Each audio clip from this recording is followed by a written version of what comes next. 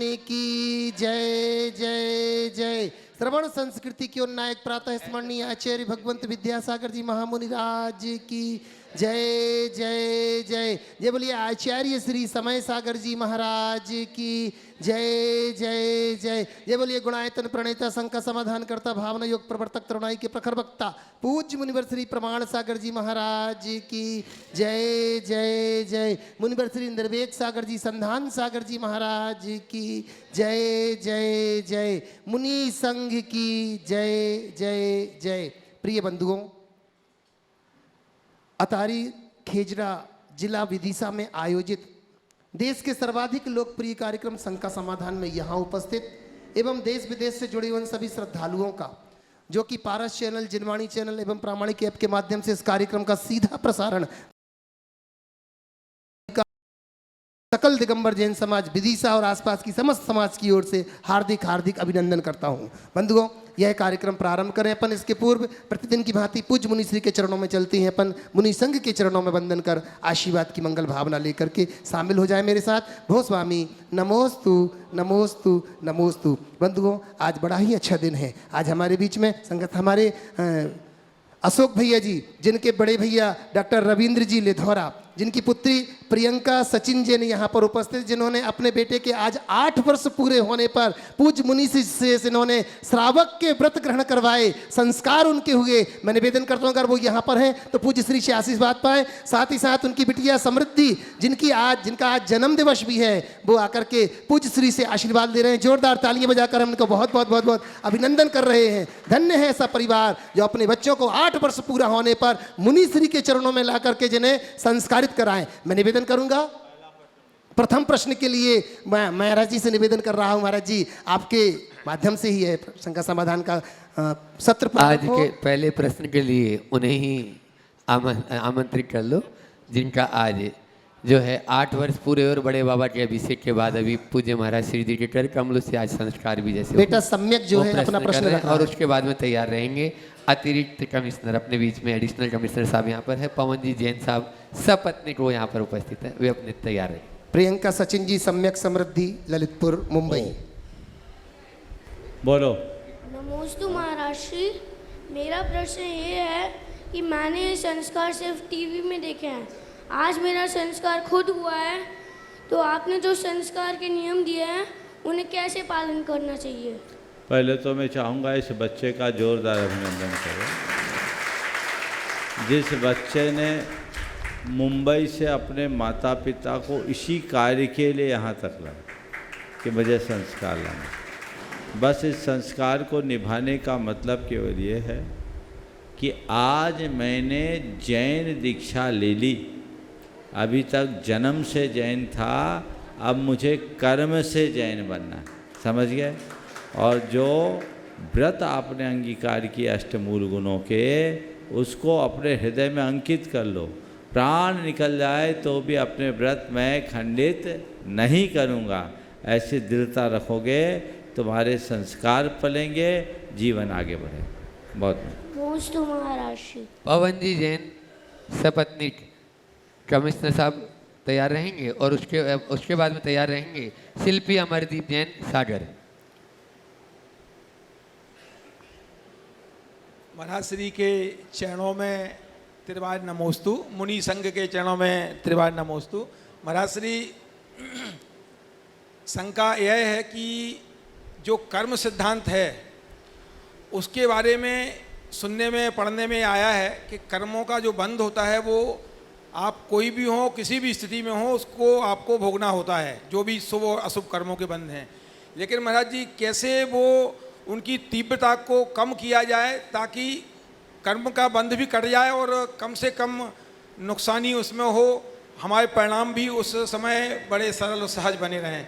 कृपया महाराज जी मेरी शंका का समाधान। ये बात सत्य है कि जो हम कर्म बांधते हैं उसे हमें भोगना पड़ता है, लेकिन एक बड़ी सच्चाई ये भी है कि बंधे हुए कर्म को भोगने में हम बहुत कुछ अपने पुरुषार्थ के बल पर परिवर्तन भी कर सकते हैं। सामान्य नियमानुसार मैं एकदम बोल चाल की भाषा में आपको समझाना चाहूँगा कि अगर आपके तीव्र अशांता का उदय हो और उस समय परिणामों में समता ले आओ, विशुद्धि ले आओ, तो असाता की जगह साता की उदीर्णा हो जाएगी, यानी असाता रुक जाएगा, साता आ जाएगा। और साता का उदय चल रहा हो और आपने संक्लेश कर लिया, तो ये हो सकता है कि साता की जगह असाता की उदीर्णा हो जाए। कर्मशास्त्रीय भाषा में जब मैं विवेचना करूँगा तो विवेचना लंबी होगी, लेकिन आपके सवाल के सार के रूप में मैं इतना ही कहूँगा कि आप चाहते हैं कि कर्म पराभूत हो और कर्म का फल हमें ज़्यादा न भोगना पड़े, तो एक ही काम है, वह है मंद कषाय भाव। अपने कषायों की मंदता रखिए। कषायों की जितनी मंदता होगी जीवन में उतना आनंद होगा, और कषायों में जितनी तीव्रता होगी जीवन में उतना द्वंद्व होगा। समझ गए? तो मंद कषाय, मंद कषाय की पहचान क्या, ये भी बता दूं। मंद कषाय तो बोल दिया। हमारे शास्त्रों में मंद कषाय और तीव्र कषाय के लक्षण बताएं। सब्बत्थ भी पिय बैनम, दुब्बैने दुज्जने भी खम करणम, सवत्थ भी गुण गहनम, मंद कसायस दिठंठ। प्रिय संभाषण पहला, क्षमा करने की सामर्थ्य दूसरा, और गुणानुरागी दृष्टि ये तीसरा लक्षण। यदि ये बातें जीवन में आ गई तो समझना मेरे भीतर मंद कसाय के लक्षण प्रकट हो रहे हैं। समझ गया? इसके विरुद्ध तीव्र कषाय, आप प्रशंसन करनम, पूज्येषु दोष गहन शीलत्तम, बेरम धरणम च सुईरम, तीव्र कषायस दिठंटा। अपनी प्रशंसा करना अच्छी लक्षण नहीं है। दूसरों की प्रशंसा मंद कसाई करता है, अपनी प्रशंसा तीव्र कसाई करता है। पूज्य पुरुषों में दोष देखने की प्रवृत्ति, दूसरों का दोष देखना, और वैर भाव बांध कर रखना, ये सब के सब तीव्र कषाय के लक्षण। बस दोनों को समझिए और मंद कषाय भाव के आदर्श को अपनाइए, तीव्र कषाय भाव से अपने आप को बचाइए, रास्ता प्रशस्त हो जाए। नमोस्तु। शिल्पी अमरदीप जैन सागर के बाद एक मिनट, मैं चाहूँगा एक बार पवन भाई का जोरदार अभिनंदन करिए। ये IAS अधिकारी है, प्रशासनिक अधिकारी तो है ही, लेकिन एक अच्छे श्रावक है। सबसे बड़ी बात यह है, इन दिनों सागर के एडिशनल कमिश्नर के रूप में ये पदस्थ है, और ऐसे ही ये धर्म ध्यान करते हुए अपने दायित्व का निर्वाह कर धर्म की प्रभावना करे, यही मेरा आशीर्वाद। शिल्पी अमरदीप जैन जो संकट समाधान की रेगुलर जो है प्रश्न करता है, और उसके बाद में तैयारी संध्या जैन अटारी खेजड़ा। तीनों महाराज जी के चरणों में बारंबार नमोस्तु नमोस्तु नमोस्तु। महाराज जी, मेरा प्रश्न यह है कि इंसान 3 साल की उम्र में बोलना प्रारंभ करता है, लेकिन कब कहाँ क्या बोलना है यह सीखने के लिए सारी उम्र या पूरी ज़िंदगी निकल जाती है। तो हमारी शब्दावली किस प्रकार होनी चाहिए? देखिए, बोलना सीखना बड़ी बात नहीं है, बोलना तो जानवर भी सीख जाते हैं, लेकिन क्या बोलना, कब बोलना, कितना बोलना, कैसा बोलना, यही हमारे जीवन की बात, जो जीवन की एक बहुत बड़ी कला है। और ये वही घटित कर सकता है जो अपनी वाक शक्ति की दुर्लभता को समझते हुए अपने वचन प्रयोग में सावधानी रखें और अपने अनुभवों को सामने रखते हुए जब भी जो भी गलत बोला गया उसकी निंदा करे और उसकी पुनरावृत्ति न करने के लिए संकल्पित हो जाए, तो ये बातें हो सकती। नमोस्तु महाराज। संध्या जैन अटारी खेजड़ा और उसके बाद तैयार रहेंगे अंशिता जैन मानोरा।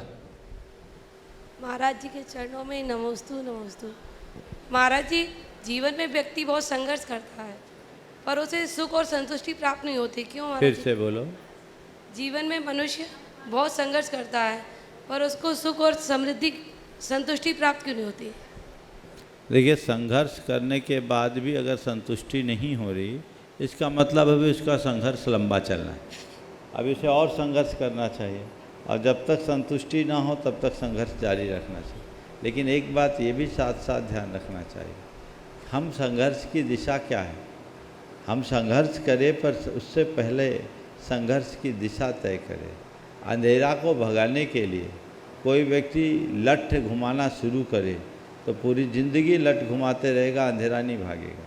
अंधेरे को भगाने के लिए दिया जला ले, सदियों का अंधेरा पल में दूर हो जाएगा। तो हम संघर्ष कर रहे हैं, पर संघर्ष महत्वपूर्ण है, लेकिन संघर्ष से भी महत्वपूर्ण है संघर्ष की दिशा।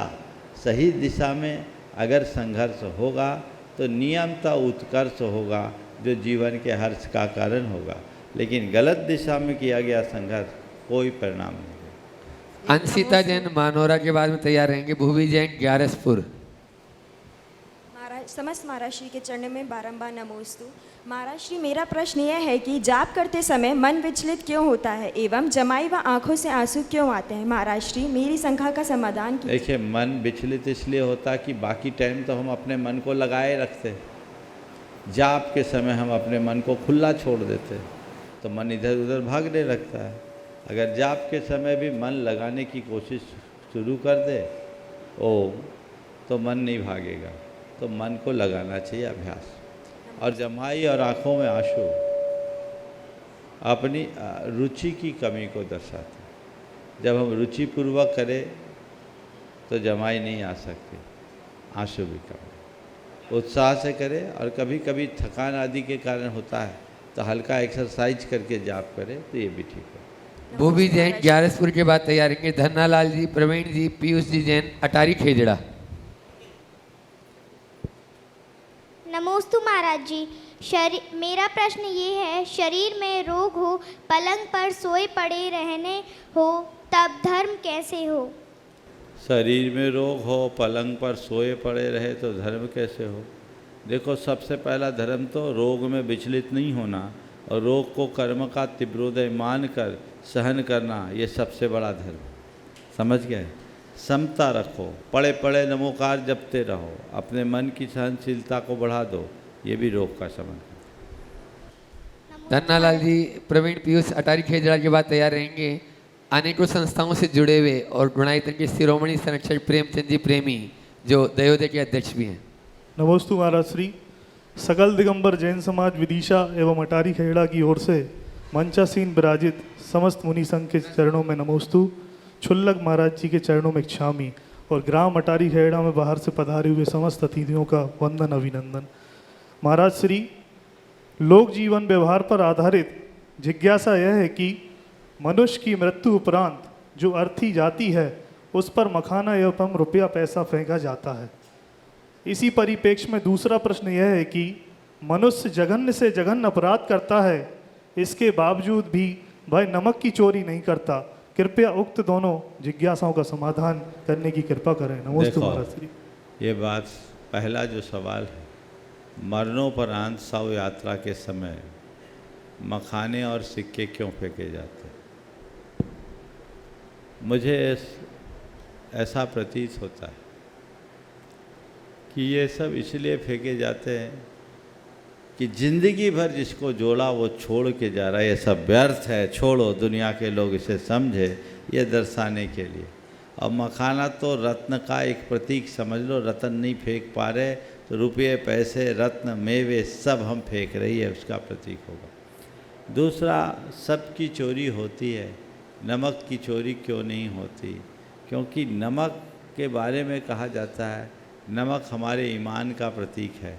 चोर भी नमक हराम नहीं बनना चाहता, समझ गए?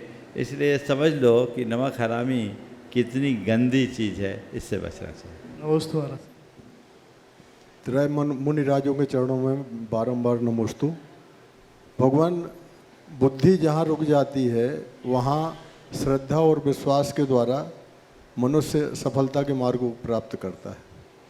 तो गुरुदेव, आज के इस प्रतिकूल वातावरण में अपने श्रद्धा और विश्वास को कैसे मजबूत रखें, मार्गदर्शन करें। बहुत अच्छा प्रश्न है आपका। श्रद्धा और विश्वास को जीवंत कैसे बनाए रखें? देखिए, श्रद्धा और विश्वास को जीवंत बनाए रखने के 2 उपाय आपको बताता हूँ। पहली बात तो ये कि अपने श्रद्धे को सदैव अपने हृदय में रखें और उनसे निकटता बना के रखो। और जिनके प्रति श्रद्धा है उनके गुणों को देखो। निकट आने पर गुण के साथ दोष भी दिखेंगे, दूर रहने में केवल गुण दिखते हैं। लेकिन तुम्हारे हृदय में अगर श्रद्धे होंगे तो दोष में भी गुण दिखाई पड़ेगा। मैं अपनी बात को थोड़ा और स्पष्ट करूं। जिनके प्रति आपकी श्रद्धा है, दूर दूर से केवल गुण दिखेंगे, निकट आने पर दोष भी दिखेंगे, और दोषों को अनदेखा कर पाओ तभी अपनी श्रद्धा को जीवंत रख पाओगे। उदाहरण देता हूँ, गुलाब के बगीचे को दूर से देखो तो उसकी महक और उसका सौंदर्य ही दिखता है कि नहीं दिखता? उसकी सुगंध दिखती है, उसकी सुगंध का अनुभव होता, सौंदर्य का अनुभव होता है, क्या खूबसूरत बाग है। लेकिन जब गुलाब के निकट जाते हैं तो उसमें लगे कांटे भी नज़र आते हैं और उसके जड़ में नीचे पड़े सड़े गले पत्ते भी नज़र आते हैं। लेकिन जो गुलाब का प्रेमी है उस घड़ी में भी केवल गुलाब के सौंदर्य और उसके सुवास को देख। बहुत बढ़िया गुरुदेव। अपने श्रद्धा को, अपने विश्वास को बनाए रखने के लिए ये बात पूरी तरह आत्मसात करने की जरूरत। अरे मैंने तो बाग के बारे में सुना था, गुलाब के बारे में सुना था, वो तो ऐसा होता वैसा होता है, पास में गया तो ये तो कुछ और निकला। निकलेगा ही अगर गुलाब है तो। एक भी गुलाब संसार में ऐसा नहीं खिला जिसमें कांटे ना हो, और एक भी बाग ऐसा नहीं मिला जिसमें सड़े गले पत्ते ना हो। बात बताऊं, वे सड़े गले पत्ते ही खाद बनकर गुलाब को प्राण देते हैं। मन में ऐसा विश्वास और वो भाव हृदय में जग जाए तो कोई कठिनाई नहीं। नमोस्तु भगवान। संजय जी दिवा कीर्ति, उपाध्यक्ष नगर पालिका विदिशा, वे अपना प्रश्न महाराज जी चरणों में रखे और उसके बाद में तैयार रहेंगे संतोष जी जैन विदिशा।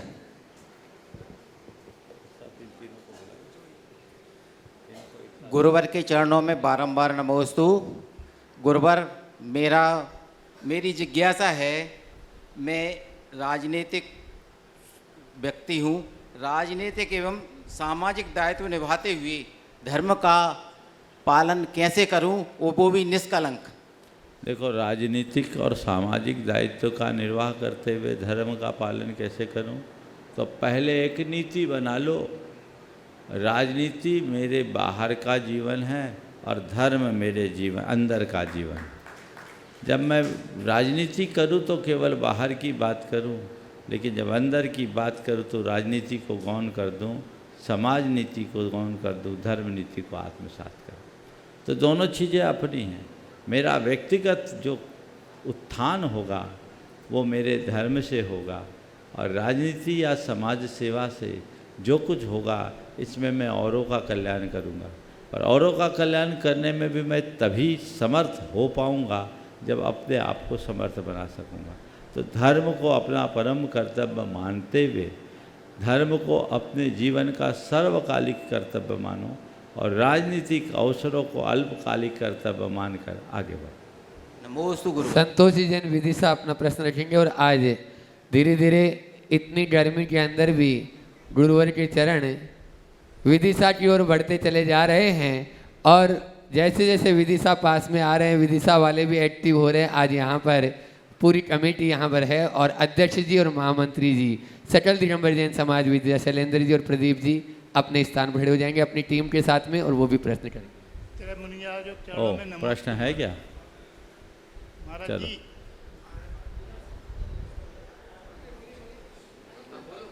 मुनिराजों के चरणों में नमोस्तु।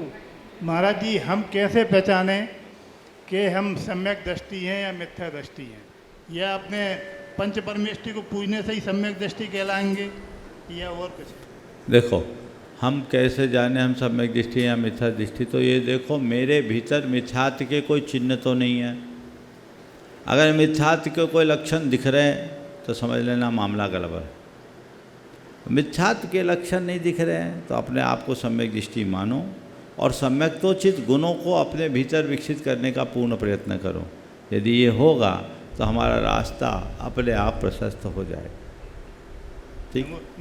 हाँ, अध्यक्ष जी और मंत्री जी सकल दिगंबर जैन समाज विदिशा और उसके बाद में तैयार रहेंगे हिरनई से शैलेंद्र जी राहुल जी जैन जो गुणायतन के संस्थापक सदस्य भी हैं। शैलेंद्र जी राहुल जी। हे स्वामी, नमोस्तु नमोस्तु नमोस्तु। सकल दिगंबर जैन समाज समिति विदिशा और सकल दिगंबर जैन समाज का नमोस्तु। हे स्वामी, हमारे मन में जिज्ञासा है कि हम श्रावकों का सभी पिच्छी और कमंडलधारी मुनिराजों के प्रति क्या कर्तव्य होना चाहिए? श्रावक का काम है कि वो साधुओं की सेवा करे, भक्ति करे, उनकी वैयावृत्ति करे, उनके आहार विहार में सहायक हो, उनके रत्नत्रय में सहकारी बने। इसमें कहने की क्या बात? नमोस्तु। हिरनई से शैलेंद्र जी राहुल जी जैन और उसके बाद में तैयार रहेंगे इंजीनियर चंद्रशेखर जी विदिशा। नमोस्तु महाराज श्री। सर्वप्रथम सभी बंधुओं को कल हिरनई की महाराज श्री आपका आशीर्वाद मिल गया है और चाहते हैं। आशीर्वाद नहीं, नंबर आ गया। तो कल सभी को सुबह से शाम तक के दोनों टाइम का भोजन, आहारचर्या महाराज श्री और पूरे संघ की और संघ का समाधान और अगर परमिशन हो तो प्रवचन महाराज श्री, सारी तैयारियां पूरी हो। सवाल कर लो बाकी। हाँ महाराज श्री, सवाल है मिथ्या दृष्टि, आस्तिक और सम्यक दृष्टि नहीं, मिथ्या दृष्टि, आस्तिक और नास्तिक में बेहतर कौन? देखो, पहले तो आपने भी हिरणे की बात की। बहुत दिन से हिरणे हिराई हुई थी, अब नंबर आ गया है, सामने आ गया और उसका लाभ आप सब लोगों को कल मिलेगा। आपने जो पूछा, एक मिथ्या दृष्टि, एक आस्तिक है, एक नास्तिक है, इनमें बेहतर कौन? देखो, आस्तिक को तो हम धर्मी मानते हैं, नास्तिक को अधर्मी मानते हैं, लेकिन एक बीच का है ना, जो होता अधर्मी है दिखता धर्मी है, जिसको लोग मानते हैं आस्तिक लेकिन अंदर से नास्तिक होता है। शास्त्र की भाषा में वो मिथ्या दृष्टि है। मेरी दृष्टि से बड़ा खतरनाक है, क्योंकि वो प्रच्छन्न आस्तिक है। आस्तिक बना बैठा है लेकिन उसके अंदर आस्तिकता नहीं है, वह तत्व को अंदर से स्वीकार नहीं रहा है। बाहर से धर्मी है, भीतर से पापी बना हुआ है, वो बहुत खतरनाक है। इसे मैं प्रच्छन्न नास्तिक मानता हूँ। समझ गए? तो आस्तिक अच्छा है, नास्तिक बुरा है, लेकिन सबसे ज़्यादा बुरा प्रच्छन्न आस्तिक है, जो दिखता, प्रच्छन्न नास्तिक है, दिखता आस्तिक है, छिपा हुआ नास्तिक है। समझ गए? गड्ढा साफ साफ दिख जाए तो कोई खतरा नहीं, पर ढका हुआ गड्ढा बहुत खतरनाक होता है। ये जो प्रच्छन्न नास्तिक है, आस्तिक के चोले में नास्तिकता को पाले रहते हैं, जो बहुत भयानक होता है। नमोस्तु महाराज।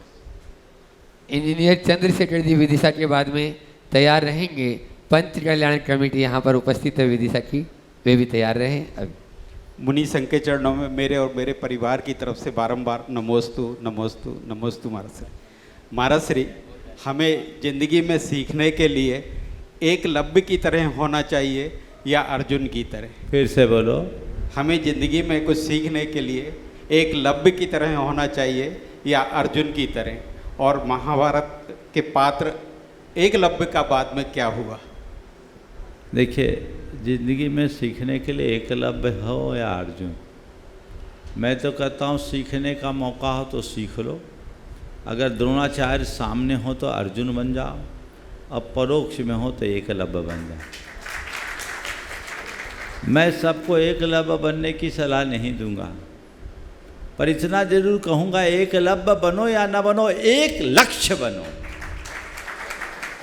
जो भाग्यशाली है, जिनको द्रोणाचार्य का समागम मिल रहा है, उन्हें अर्जुन बनने की ज़रूरत क्या है?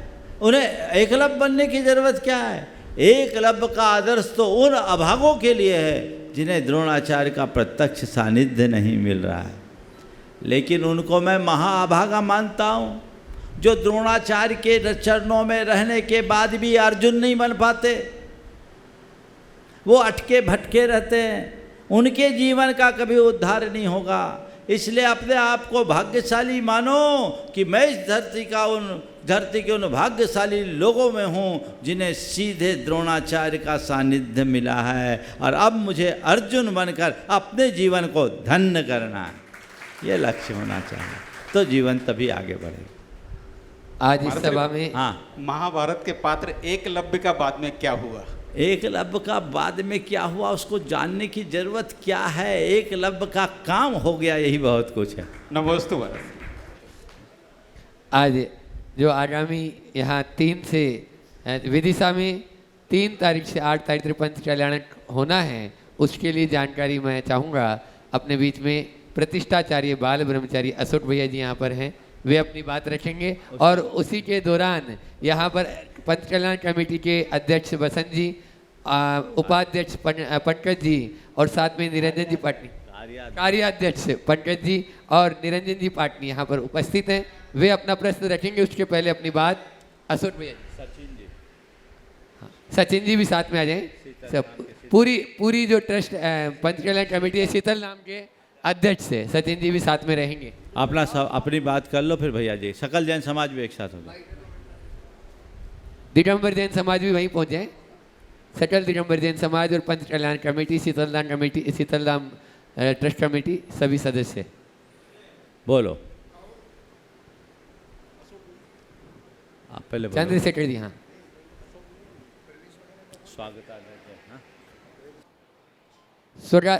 स्वागताध्यक्ष भी यहाँ पर उपस्थित हैं, वे भी। पूरी कमेटी और पूरी समाज और शीतलधाम कमेटी सभी तन मन धन से समर्पित पूज्य गुरुवर के चरणों में है। वे अपना प्रश्न पूज्य महाराज श्री चरणों में रख रहे हैं, फिर अशोक भैया अपनी बात रखेंगे।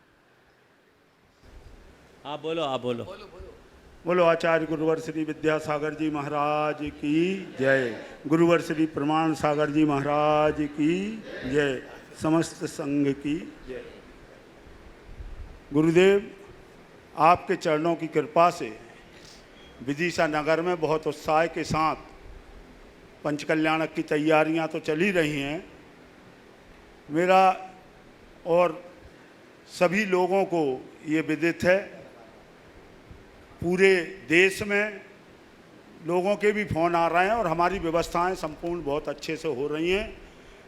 इसमें मेरा थोड़ा सा एक बार बार प्रश्न आता है, मैं करना तो नहीं चाहता था, कि ये एक कैसा युग है कि लोग करना कुछ नहीं चाहते लेकिन नाम जरूर चाहते हैं।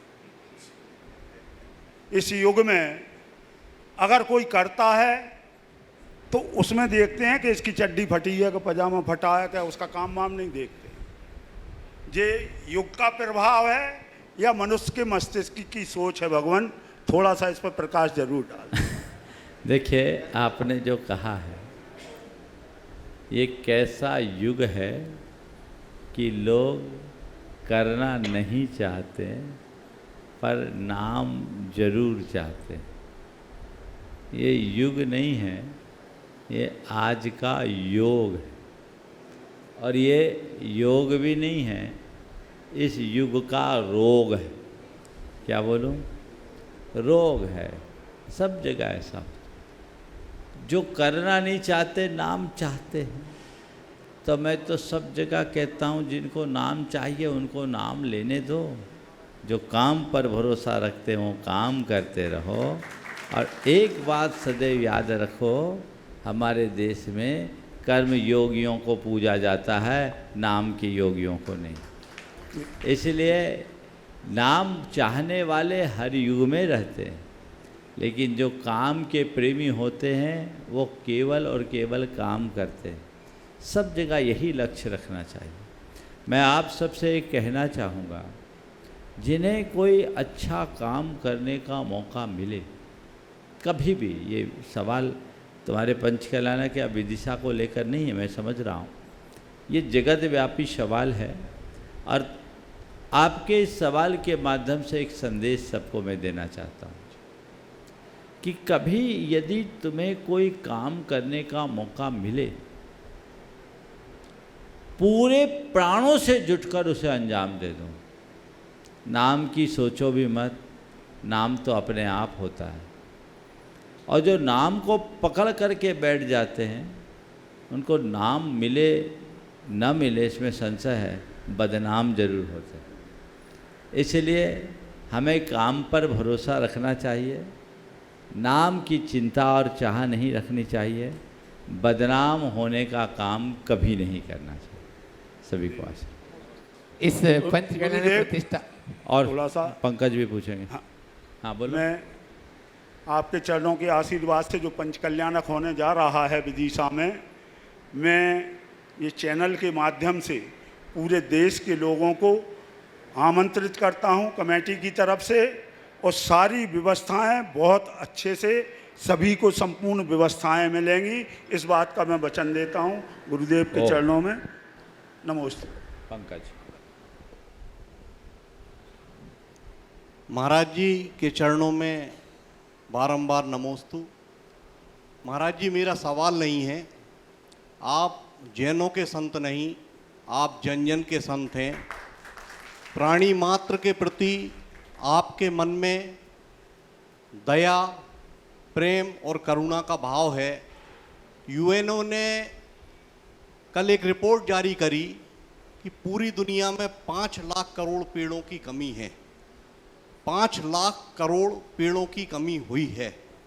दिल्ली का टेम्परेचर परसों 52 डिग्री 52 डिग्री था। पृथ्वी तप रही है, जल रही है। आप जन जन के संत हैं।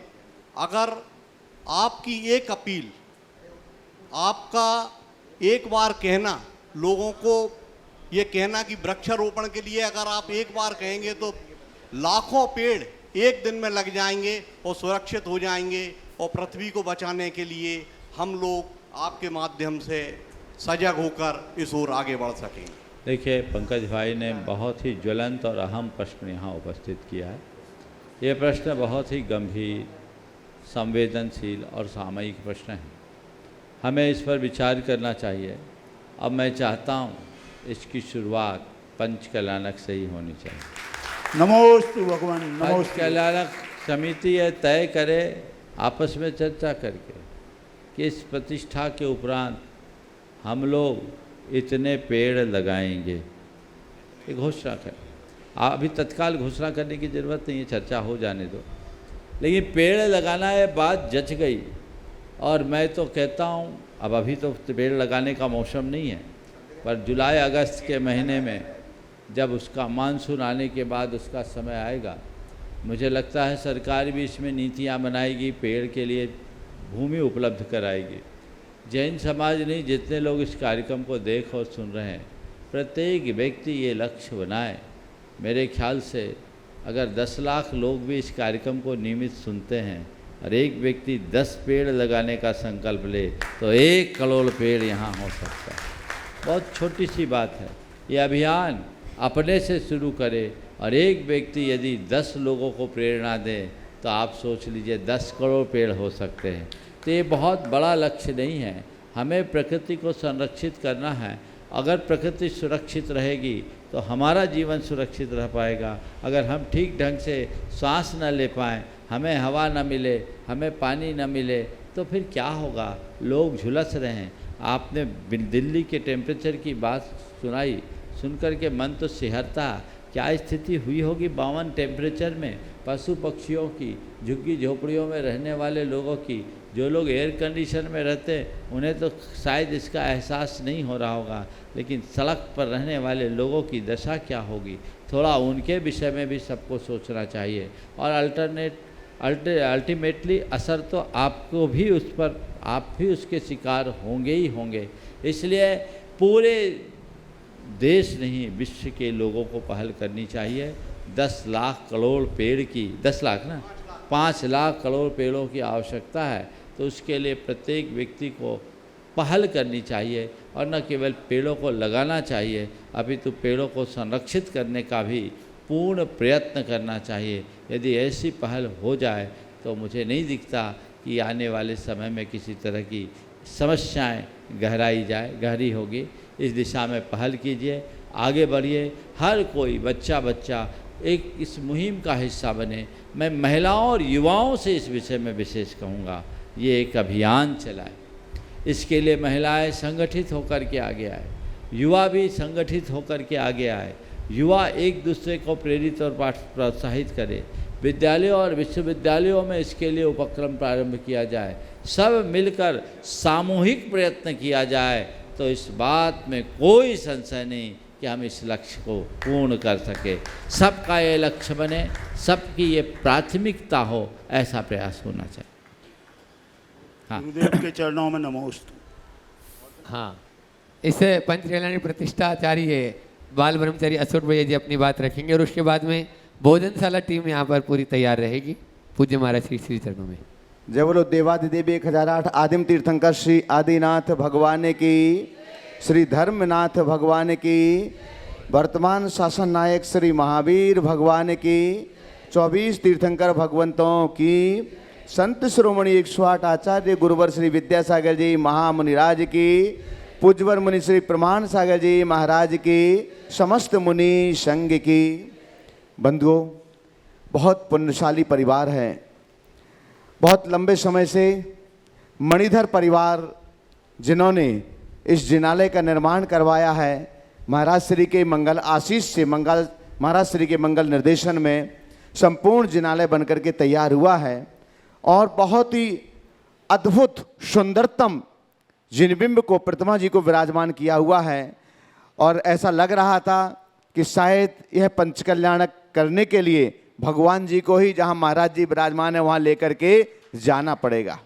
लेकिन उस परिवार का पुण्य, विदिशा के समस्त भव्यात्माओं का पुण्य ऐसा जागा कि महाराज श्री सम्मेद शिखर की पावन तीर्थ धराधाम से पद विहार करते हुए आचार्य भगवान के मंगल दर्शनार्थ आ रहे थे और बड़े बाबा कुंडलपुर पहुंचे और उससे लगातार चल करके विदिशा की पावन नगरी में आने वाले 1-2 दिनों में प्रवेश की संभावनाएं प्रबल हो रही हैं। आप सबको विदित है, आने वाली 3 जून से 8 जून तक पंचकल्याणक प्रतिष्ठा महामहोत्सव का मांगलिक कार्यक्रम संपन्न होगा। उसमें हम तो हैं ही, हमारे साथ में अभय भैया जी दशम प्रतिमाधारी जो इंदौर आश्रम में रहते, वो भी कुछ समय बाद यहाँ पहुँचने वाले हैं आज ही। और हमारे साथ में विजय बादशल भैया जी भी हमारे साथ में पंचकल्याणक प्रतिष्ठा महामहोत्सव में रहेंगे। पूज्यवर का सत्संग चरण सानिध्य हम सभी के लिए प्राप्त होगा। आने वाले समय में पंचकल्याणक प्रतिष्ठा महामहोत्सव की संपूर्ण जानकारियां आपको प्रदान की जाएंगी। मणिधर परिवार की ओर से, हम अपनी ओर से भी आप सबके लिए संपूर्ण कार्यक्रमों में सहभागिता प्रदान करने के लिए आमंत्रण देते हैं। और महाराज श्री पंचकल्याणक कमेटी की तरफ से भी, संपूर्ण समाज की तरफ से भी और महाराज श्री के चरणों में निवेदन करते हैं कि आप अपना मंगल आशीष पंचकल्याणक प्रतिष्ठा महामहोत्सव और संपूर्ण समाज के लिए प्रदान करें। नमोस्तु महाराज जी। हाँ, एक बार जोरदार ताली बजा दीजिए। आप लोग देख रहे हैं भोजनशाला कमेटी यहाँ पर उपस्थित है और वो एक प्रश्न पूज्य महाराज श्री श्री श्री चरणों में रखेंगे सब मिलकर। और उसके बाद में भोपाल से आज जैन पंचायत के सभी सदस्य यहाँ पर अभी उपस्थित हो चुके हैं, वो भी तैयार रहेंगे। बोलो बोलो सुनील बोलो।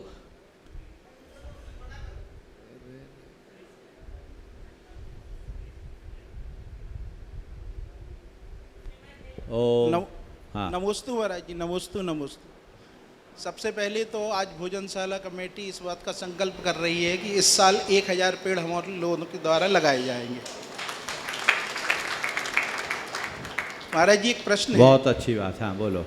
एक प्रश्न है कि हम लोग दूसरों की गलतियों के समय तो जज बन जाते हैं, दूसरों की गलतियों को देख के हम लोग जज बन जाते हैं और अपनी गलतियों के समय वकील बन जाते हैं। इस प्रवृत्ति को छोड़ने के लिए क्या करें? देखिए बात सही है, दूसरों की गलती के समय जज बन जाते हैं, अपनी गलती के लिए वकील बन जाते हैं। तो ऐसा होता है कि हम लोग बहुत बनिया हैं, हमें पता है जिसमें ज़्यादा खर्चा होता है उससे हम बचते हैं। समझ गए, दूसरों की गलतियाँ यदा कदा दिखती है, जज बनने में हमें कुछ लगता नहीं है, कुछ मिलता ही है। लेकिन अगर हम अपनी गलती के लिए दूसरे वकील को बुलाए तो खुद को बेचना पड़ जाए, इतनी गलतियाँ करते हैं।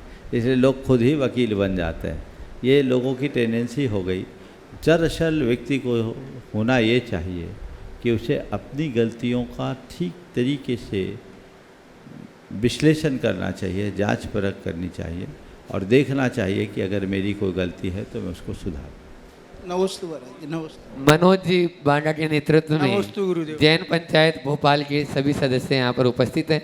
वे अपना भोपाल जैन पंचायत के नहीं, भोपाल का प्रतिनिधि मंडल, ये पंचायत वाले नहीं हैं। आ जाओ, खड़े हो जाओ। हाँ, वो पूरे भोपाल का प्रतिनिधित्व करते हुए हाँ पूज्य महाराज श्री श्री चरणों में नाम बोलो ना। और अनुभव जी सराफ जो शिरोमणि संरक्षक गुणायतन प्रचार मंत्री। चलो हो गया, हो चलो सवाल करो। हाँ, नमोस्तु महाराज श्री, नमोस्तु। बोले परम पूज्य आचार्य भगवान श्री विद्यासागर जी महामुनि राज की, परम पूज्य आचार्य भगवान श्री समय सागर जी महामुनि राज की, परम पूज्य मुनि श्री निर्माण प्रमाण सागर जी महामुनि राज की, परम पूज्य श्री निर्वेक सागर जी महामुनि राज की। नमोस्तु नमोस्तु। प्रश्न कर लो, टाइम कम है। कुंडलपुर से आपका बिहार चल रहा, बहुत भीषण गर्मी है, पारा आसमान को छू रहा है। इतनी गर्मी में आप बिहार कर रहे हैं, मेरा आपसे निवेदन है कि भोपाल की तरफ जरूर आएँ और ऐसी हम उम्मीद करते हैं भोपाल आएँ तो हमें ज़रूर मार्गदर्शन करें कि हमको वहाँ पर आपकी कैसी आगवानी करना, कैसा पूरा भोपाल आपके लिए आपसे अवगत है, आप भोपाल से अवगत हैं। हमें आपका मार्गदर्शन और आपका आशीर्वाद की आवश्यकता, कृपया मार्गदर्शन करें। नमस्ते। हमारी आगवानी कैसी हो इसका मार्गदर्शन हम करें, ये तो भोपाल वाले को सोचना। आपकी आगवानी कैसी हो, बाकी मार्गदर्शन तो आपको ही करना पड़ेगा कि हम लोग कहाँ इतने सक्षम हैं। चलो आगे, हम तो भावना भाव। गुरु जी मनोज भी ने बोला आगवानी पे तो प्रचार मंत्री तो पीछे हूँ, मगर आपका शिष्य पहले हूँ, तो मैं ये कहता हूँ आगवानी तो आप भूल जाओ, ये तो मेरे ऊपर है, कैसी होगी। हाँ। गुरु जी मन ऐसा है कि हम सब लोग यहाँ पर आपके चतुर्मास स्थापना के लिए प्रेषित करने आए, तो भावना बहुत अच्छी है, खूब हमारा मन है कि आप उसे माने। मन सिर्फ इतना सा है कि गुरुवर संयम और धैर्य दोनों चीज़ें अलग अलग हैं, मगर ये हम इसे कैसे साधें, इसको थोड़े विस्तार पूर्वक बताइए, बड़ी उलझन होती है। बहुत सुंदर सवाल है। संयम और धैर्य को कैसे साधें, दोनों का अर्थ समझ ले तो शायद साधने में अनुकूलता होगी। संयम क्या है? अपनी प्रवृत्तियों पर अंकुश लगाना संयम, चाहे वो मानसिक हो, चाहे वाचिक हो या शारीरिक। दूसरे शब्दों में कहें, अपनी भावनाओं पर नियंत्रण रखना संयम। और दूसरा धैर्य। धैर्य का मतलब है किसी भी वेग में बहना नहीं, कोई भी स्थिति बने, कोई भी परिस्थिति बने, अपने मन में बहाव ना आने देना, ठहराव बनाए रखना धैर्य। चाहे जो हो, धारा बहे, पर ऐसा न कि धारा के साथ हम बह जाएं। संयम कैसे लाए? आत्मज्ञान से संयम होता है और तत्व ज्ञान के बल पर धैर्य होता है। यदि मनुष्य के मन में ये बात बैठ जाए कि हर स्थितियाँ समय पाकर के बदलती है, तो धैर्य सहज रूप से आ सकता है। नमस्ते गुरुवर। समस्त बिहार टीम और उसमें प्रश्न पूछ रहे हैं अक्षय जी जैन गुणायतन और साथ में अरियन जी बड़वानी। चलो एक बार अरविंद पूछो। भोपाल से। हाँ महाराज श्री, जैसा कि अभी हमारे अध्यक्ष महोदय ने बताया, पूरे और भोपाल कोई के सवाल का? पूरे भोपाल के श्रावक प्रतिदिन पूछ रहे हैं कि महाराज जी का कब विदिशा से पंच कल्याणा के बाद में बिहार होगा, तारीख क्या रहेगी? क्योंकि पूरा भोपाल पलक पावड़े बिछा के आपका इंतजार कर रहा है, बस शीघ्रता से आपका आगमन हो। बिल्कुल, चलो।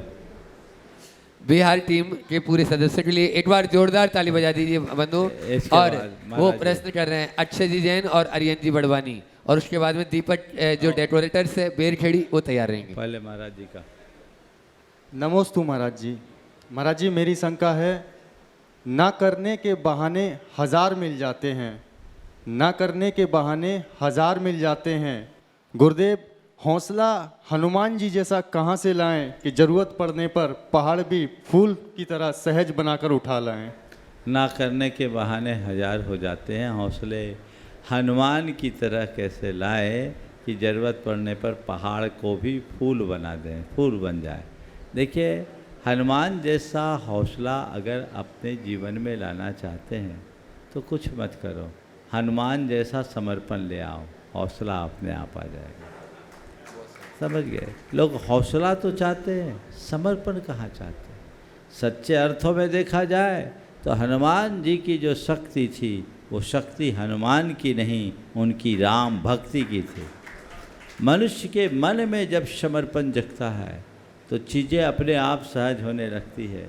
आप अपने हृदय में अपने राम को विराजमान कर लीजिए, देखिए आपके भीतर का हनुमान क्या क्या कारनामे करता है। अरियन जी बड़वानी अपना प्रश्न पूज्य महाराज श्री चरणों में रख रहे हैं, और उसके बाद में पहले महाराज जी को चरणों में निवेदन करेंगे, फिर दीपक भैया। चलो बोलो। हाँ, नमोस्तु महाराज जी। महाराज जी, हमारे पूजन अभिषेक करने के रोज भाव होते हैं, पर संपूर्ण विधि न जानने के कारण मन में डर लगता है कि कहीं गलती हो जाए, कुछ तो अविनय हो जाएगा, पाप लग जाएगा। तो मेरा प्रश्न ये है महाराज जी कि जैन धर्म तो भाव प्रधान है, तो मंदिर में विधि विधान को प्राथमिकता क्यों दी जाती है? मैं सवाल पूछता हूँ, साइकिल चलाना सीखे होंगे, 2-4 बार गिरे कि नहीं गिरे? गिरे महाराज जी। तो गिरने के बाद डर से तुमने साइकिल चलाना सीखना बंद किया क्या? नहीं किया ना? नहीं किया। नहीं भाई, गिरेंगे तभी तो सीखेंगे। जी। मंदिर में जाएंगे, पूजा करेंगे, गलतियाँ होंगी तभी तो सीखेंगे।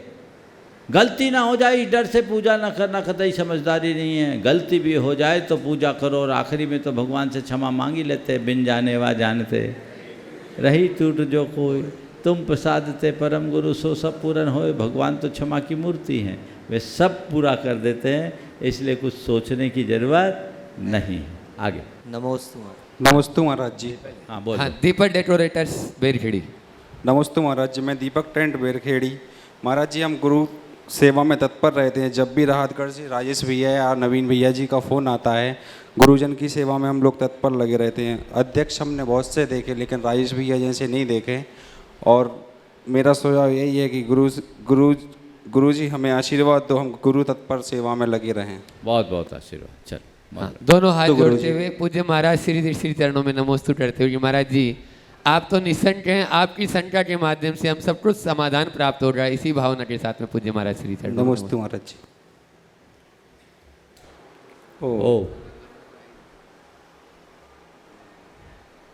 ठीक। मुनिश्री को नमोस्तु करते हुए, संसार में दुख का प्रमुख कारण हिंसा को बताया है। जो व्यक्ति हिंसा करता है उसका जीवन दुखी होता है, और हिंसा का क्या स्वरूप इसका वर्णन करते हुए आचार्यों ने बहुत सारे बिंदु या बहुत सारे समीकरण दिए हैं।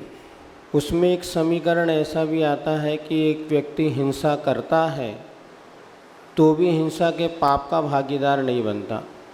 दूसरा वो होता है जो हिंसा नहीं करता फिर भी वो पाप का भागीदार बनता है।